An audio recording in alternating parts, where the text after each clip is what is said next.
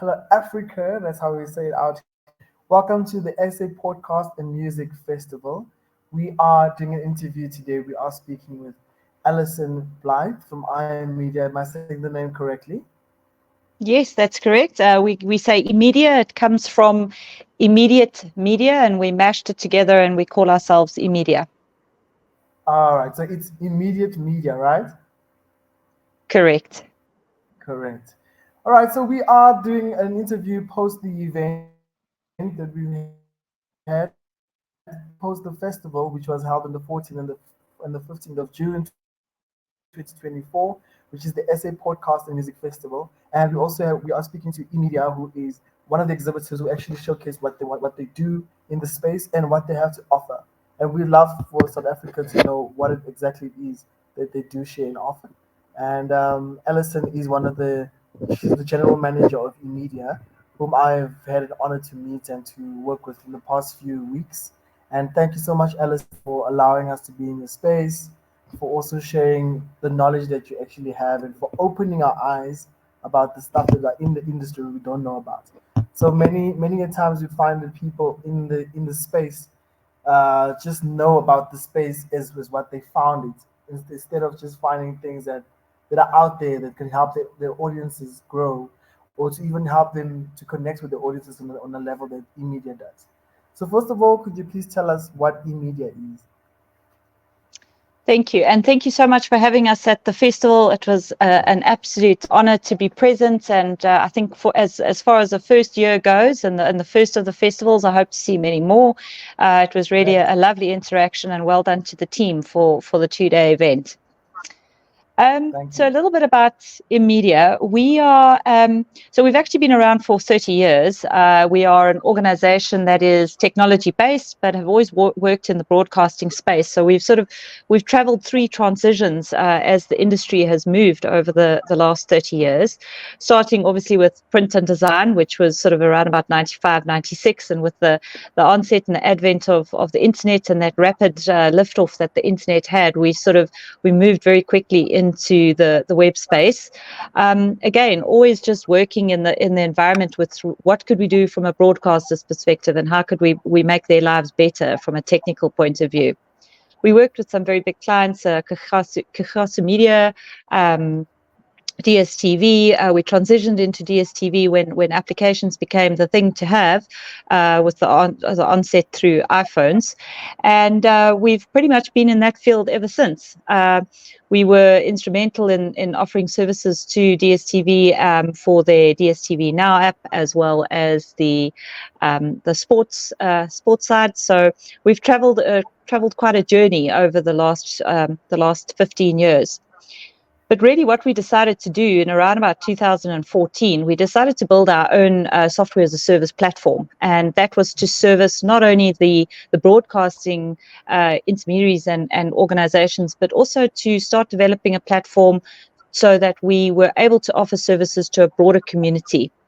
And we've at last reached that level where, whilst we have a number of radio stations and organizations who use our applications and our platform, because it's not really only about the application, it's really about the platform service that we offer, we're now able to extend the service to smaller environments and content aggregators and managers and content creators who would like to have a platform which they essentially own, and they can upload and ensure that their audio stories and their video stories are in their own environments, and they're not only having to rely on external sources like YouTube or other streaming environments to be able to upload their videos. So that is in a Amazing. nutshell what we do. So, seeing that eMedia has transitioned through over the years, let's say about 29 years, transitioned from the different mediums of media.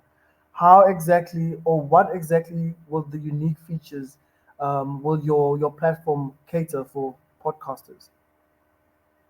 So we're an end-to-end platform. So essentially, we've got the tool stack that enables the podcaster or the content creator, and it really is a content creation tool for any form of content creation that you want to do, and it even incorporates live streaming opportunities. So we are a tool that is basically, we've built our development stack off the back of Azure hosting services. So we allow for streaming, live streaming, video podcasts, video podcasting, audio podcasting, as well as any other interlinking mediums that the content creator would like to access or have a portal into. The primary focus of our tool is the ability to be able to actually have a more engaged voice with your followers, with your audience. And in doing so, you're creating your own party opt-in data and allowing the audience to engage with you through a full stack of engagement tools.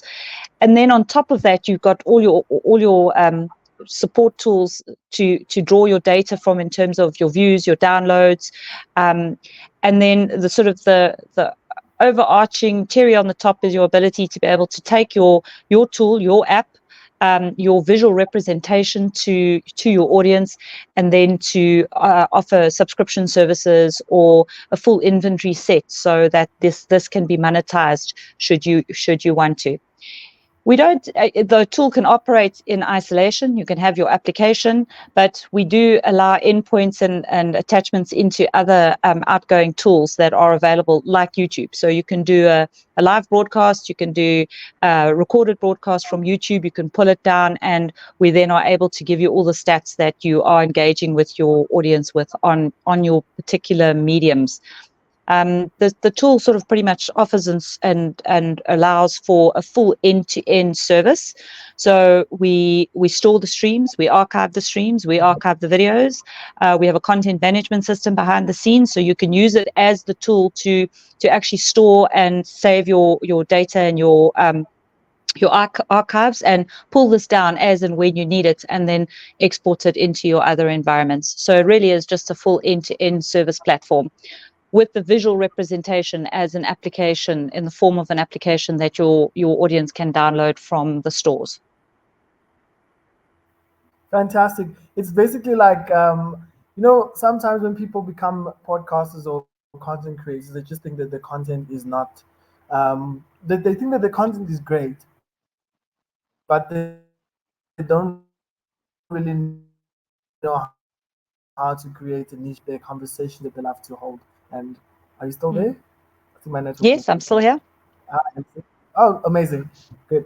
So as I was saying, I love what the platform has actually created in terms of you being involved as a creator yourself into handling your content as a business, your content as a niche for you to grow into a specific industry, or the, let me rather say, the status quo that you're trying to put out there, or the conversation that you're trying to hold.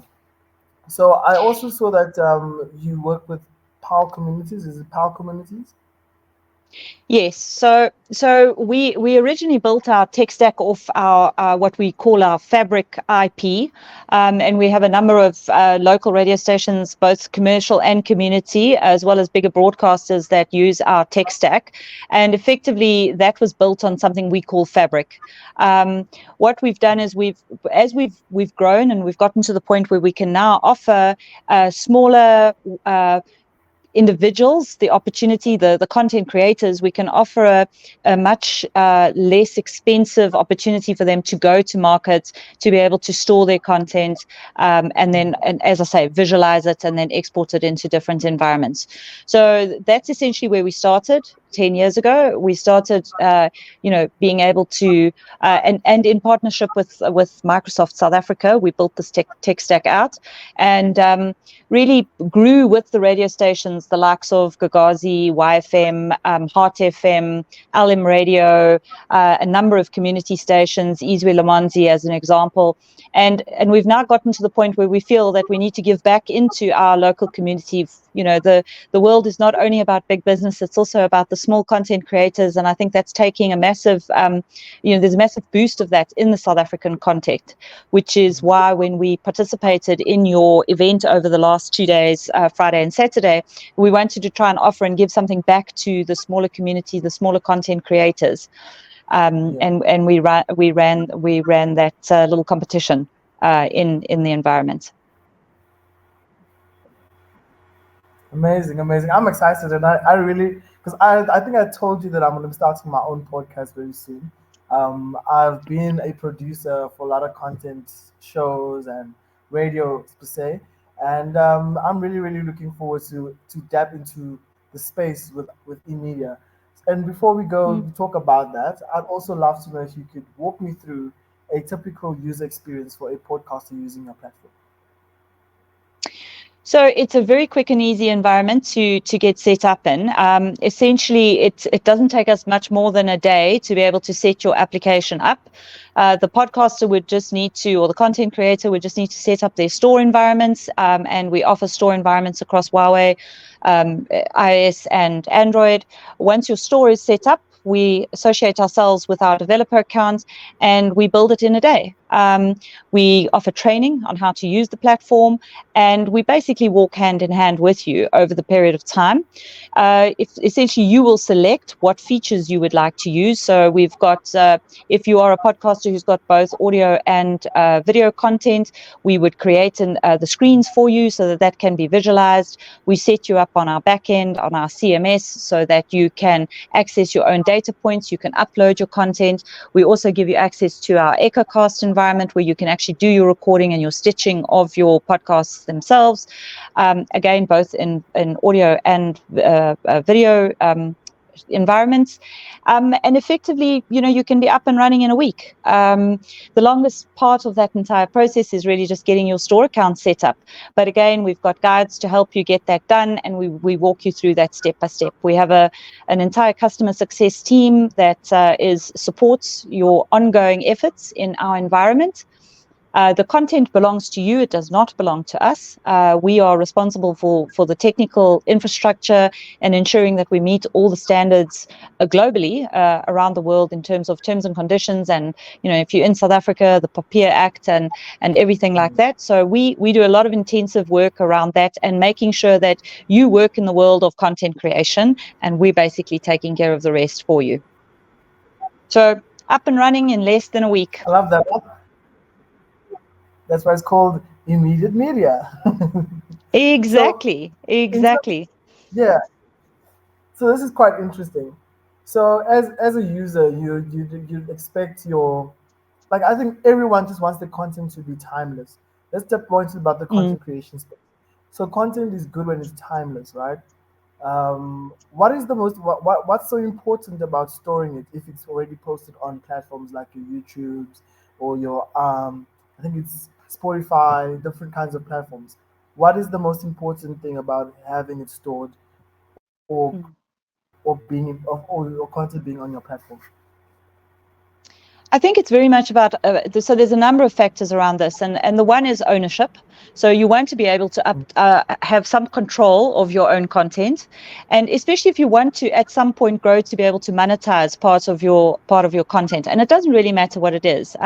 We've got a client who does audiobooks in that particular environment, and that's all they do on the app is audiobooks.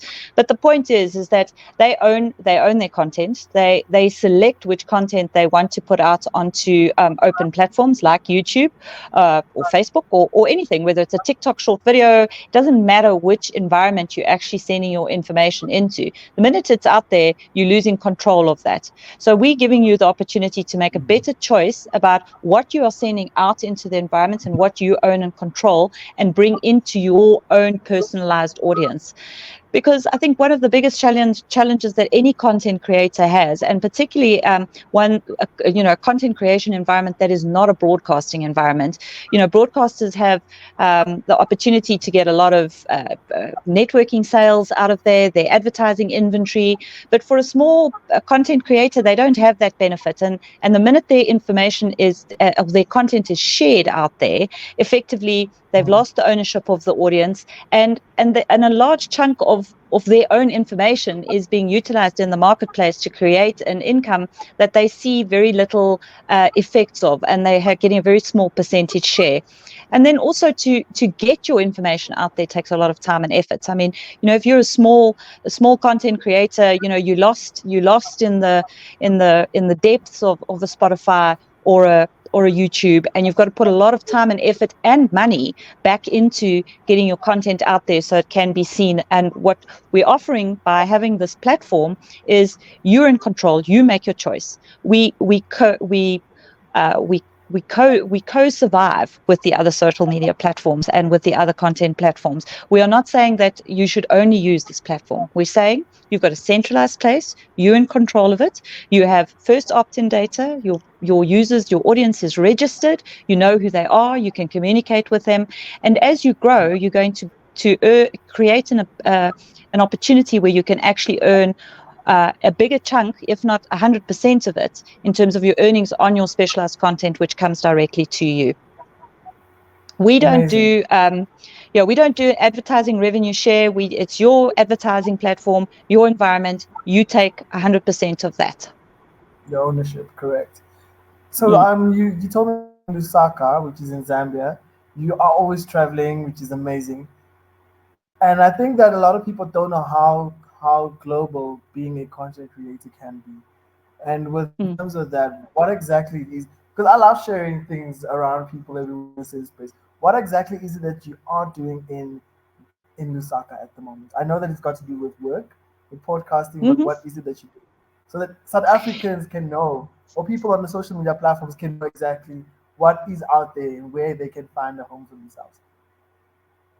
So as I said a little bit earlier, we started off in sort of the mainstream broadcasting environments, and we've got the great privilege of working with the Zambia National Broadcasting Corporation at the moment, where we are implementing a project with them across the market with regards to their audience, from live streaming, TV streams, linear streams, podcasting, and we will be launching a product with them shortly.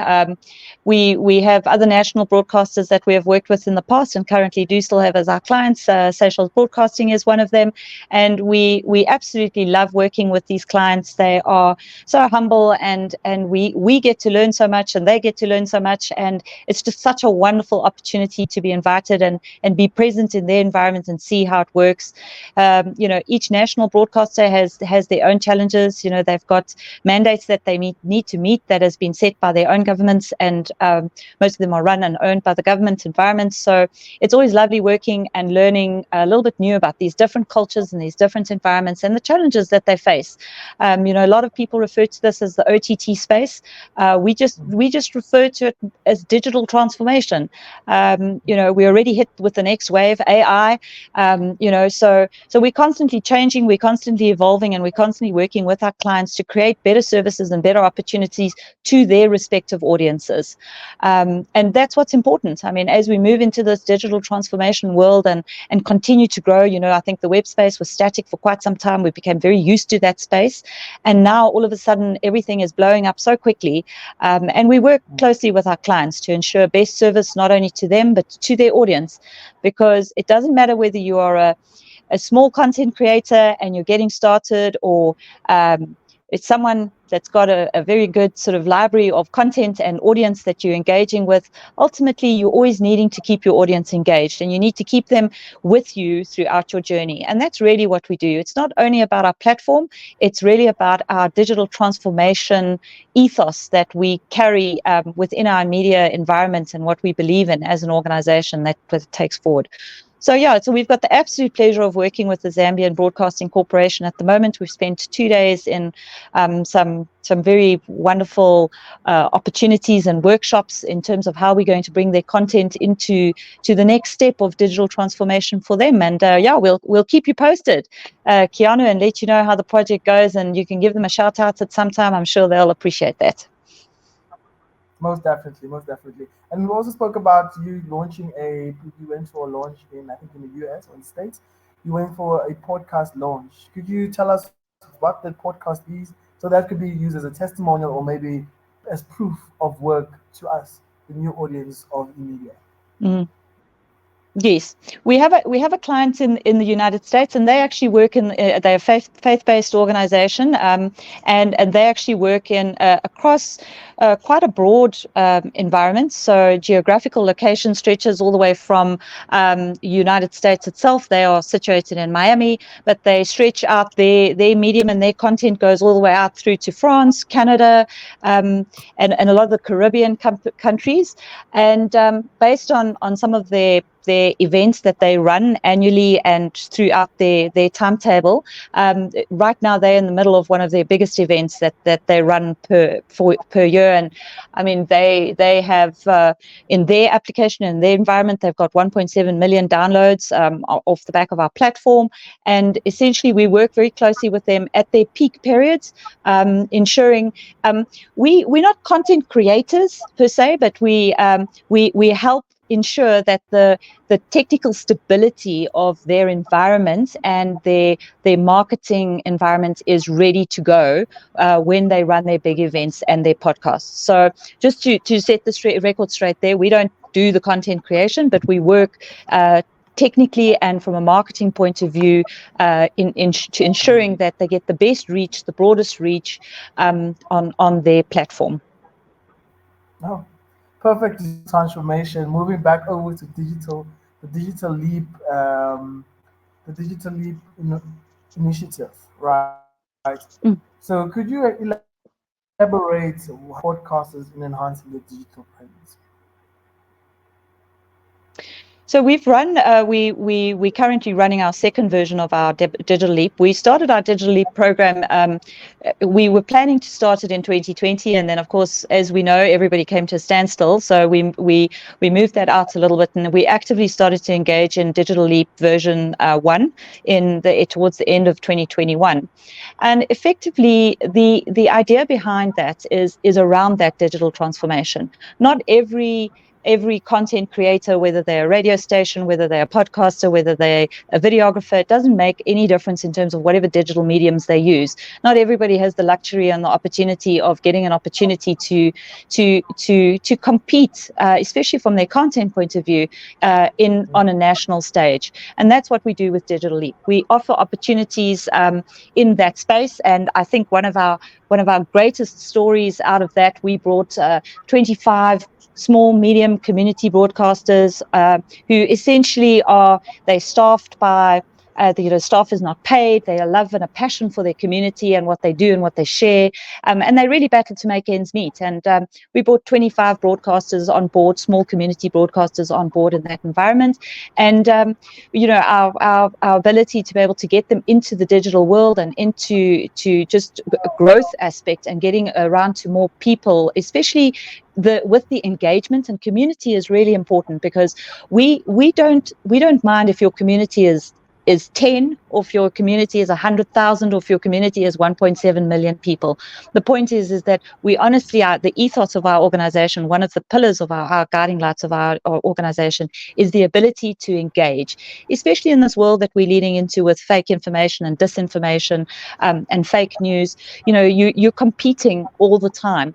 And Digital Leap is designed to be able to create strategic pillars within small environments, whether you're a podcaster, whether you're a community-orientated broadcaster like a community radio station, and to help you grow.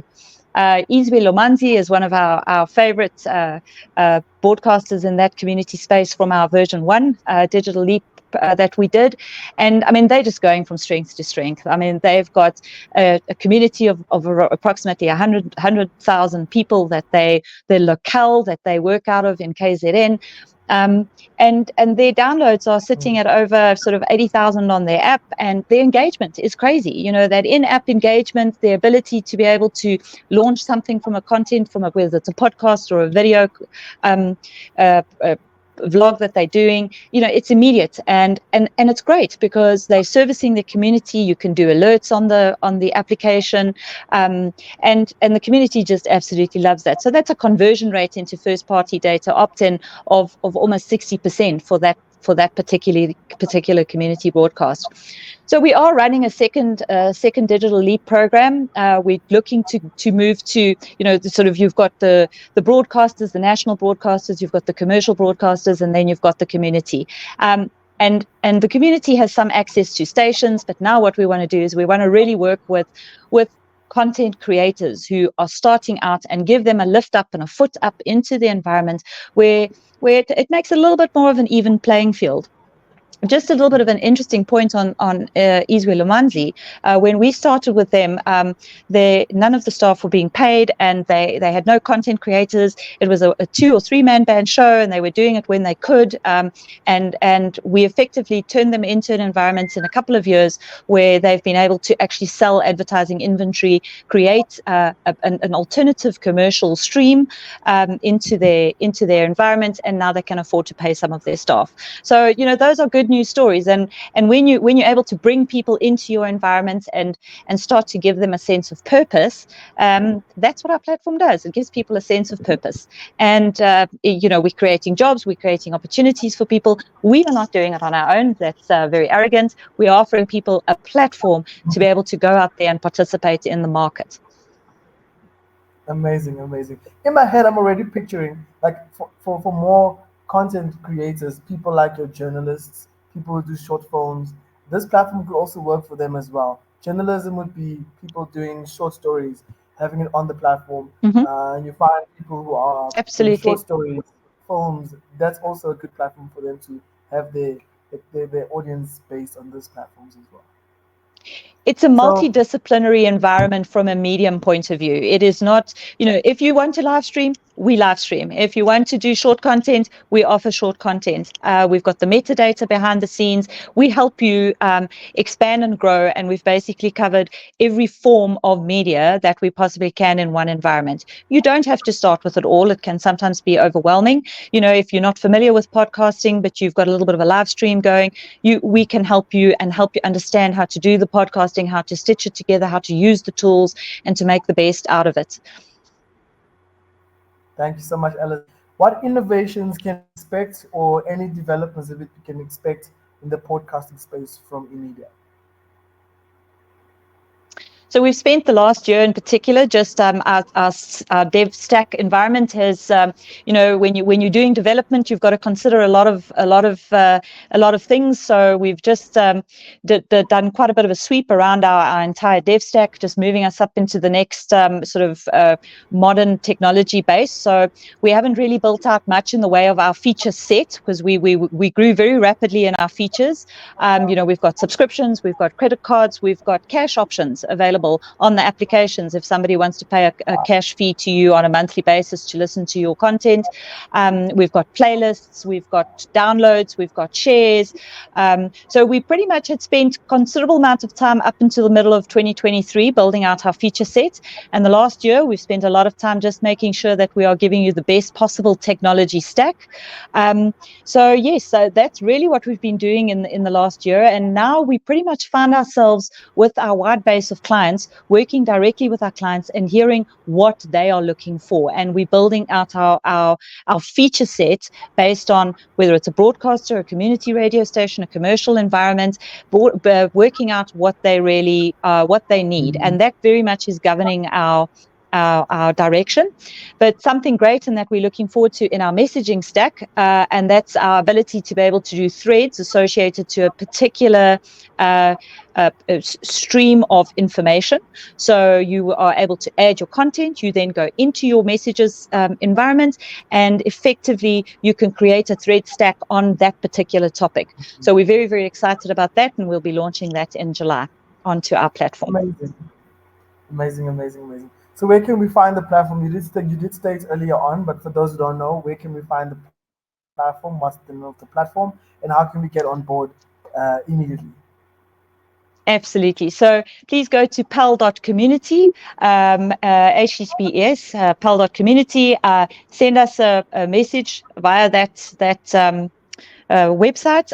Alternatively, you are welcome to email me directly. It's Allison, ALLISON, @Immedia, IMMEDIA dia.co.za, and we are happy to engage and find out a lot more about you and see how we can get you started in our environment. Thank you so much, Allison. This is SA Podcast and Music Festival. My name is Kiana, and I'm with Allison Blyth from Immedia, Immediate Media. So get yourself on your media space immediately. Do not forget to like, hit subscribe, and be with us on these platforms. Thank you so much, Allison. It was really wonderful meeting you over the past weekend, and I'm looking forward to working with you in the future. We definitely got a lot that we're going to be doing in this space. Podcasters, it took a long time for many people to adapt into this space. There's some people who are talking about 10 years ago, there's people who are talking about 5 years ago. So we are in the space where we are all in the adoption, and I think that one of the most important keys that we need to all carry with us when we got platforms as size, the more we get people on the platforms. Awesome. Anywhere we can help, we're there. Give us a shot. Thank you so much, Allison. Have a wonderful evening and greet your Thank you associates very in much. Zambia as well from SA Podcast Thank Music. you. Thank you for your time. Thank Cheers. you. Bye.